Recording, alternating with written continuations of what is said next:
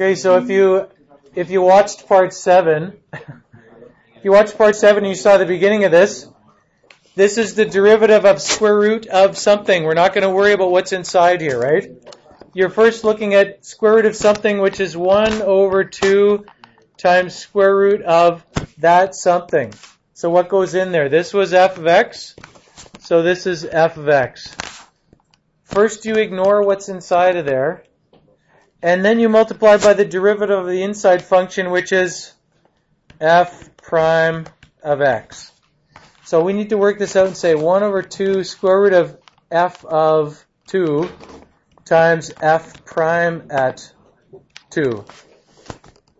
So then we need to figure out 1 over 2 times square root of what's f of 2? F of 2 is 8. 1 over 2 root 8 times what's f prime at 2? So if you work through this, I guess you got 1 over 6 root 8, or you could do something with that if you want. You could change this into, if you really like to show off your grade 10 skills, you could change this into 2 root 2 and make it 1 over 12 root 2. Yeah, that's the answer. That is the answer that I put in the back. I'm kind of obliged in the answer key to put it in simplest form, just because that's the way it is, but I don't really care unless it says put it in simplest form. This one you can look at the same way here. It's 1 over, this is actually 3 functions. It's 1 over something, and then it's something squared, and then it's g of something, right?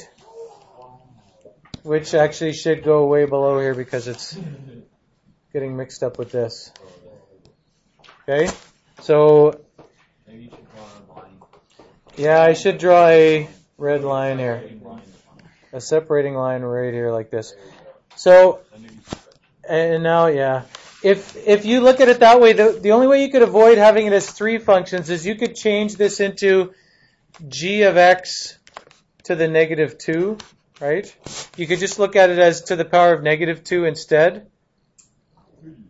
And then you could just think of it as something to the negative 2 and then g of something. So you could do those derivatives that way. That reduces it down. Anytime you have the reciprocal, you can combine the reciprocal with a power, which is easier. That's probably what you're going to do for the derivative anyways. Unless you memorize the rule for the derivative of 1 over a function. There was an assignment question in assignment 3 that asked you to do that. I'm not sure whether we go through and do that one. Would it benefit you to go through and do that one? Okay, derivative of something negative 2 is negative 2 to that to the negative 3. And then we need the inside, which is this g prime of x, right? So we've got the inside function here was g of x. So we got negative 2 over, now we need to stretch this out a little bit. We have negative 2 over g cubed of x, right? The derivative of 1 over g squared of x is negative 2 over g cubed of x, but then times g prime of x. If you fill in all those things, in other words here, negative 2 over g of, what is it? What value did it say to evaluate it at? 3. Negative 3? 3 to the third times g prime at 3. Then you got to evaluate those things. It's getting kind of crazy. We need some crazy sounds. What's g of 3? Negative 4? And then what's g prime of 3? Looking at that table, what's g prime of 3? 5. So we got negative 10 over negative 64, is that right? Or just 5 over 28. Am I losing my mind here?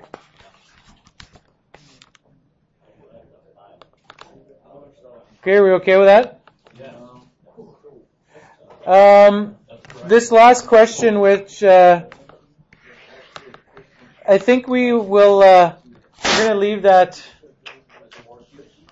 Actually, we're not going to leave that. because it's the last question, and I have this feeling that starting implicit differentiation right now, I keep getting behind what I hope that we have done. I hope we had started implicit differentiation. How many days did we spend on the chain rule? Lots? Yeah, we actually spent quite a bit. You know, an analogy. We need some space for it first. I should actually cut this apart so we have more space and for future here. You know how if you have a formula that says A equals B plus C times D? When you're first learning about formulas, if I say if B equals 2 and C equals 4 and D equals 6, you can just sub in those three values and work it out, right?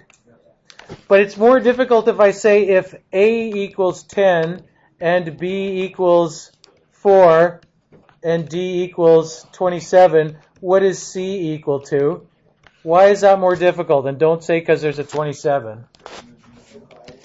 Because you have to, you're going to have to divide, but you can't just plug it all in and end up with a number already. It won't end up being A equals.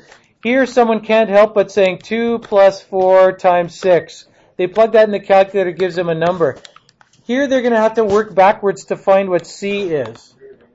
They have to rearrange the formula. I would suggest you rearrange the formula first. If you want to look very sophisticated, you could kind of expand this first and then isolate what you're asked to find. You want to find h prime of 0. This is why this is even more difficult. It isn't even in that formula anywhere yet. You have to write out a formula for h prime of x, which hopefully we can do now that we know the chain rule. And then isolate h prime at x. Sorry, not h prime at x. Find out what h prime is 0. I think I'm getting ahead of myself here. G prime, I'm pointing to the wrong thing. Then isolate what g prime of x is. Write out a formula for that, and then isolate the one you're looking for, g prime of x. Okay? It's just the same as the connection between this. It's easier if I give you this formula and say find what A is, than if I say here's a formula, find what D is, right? Because you have to do some rearranging. It looks better if you rearrange first and say A minus B equals CD, and then D is A minus B over C. It's better if you isolate what you're looking for first before putting numbers in. When you're in grade 8, you don't do that because you're not developmentally, your brain's not ready to do that, but you guys are grade 12, you can do that. I would recommend doing that here, transferring that skill. Isolate what you're looking for first and then fill in the values.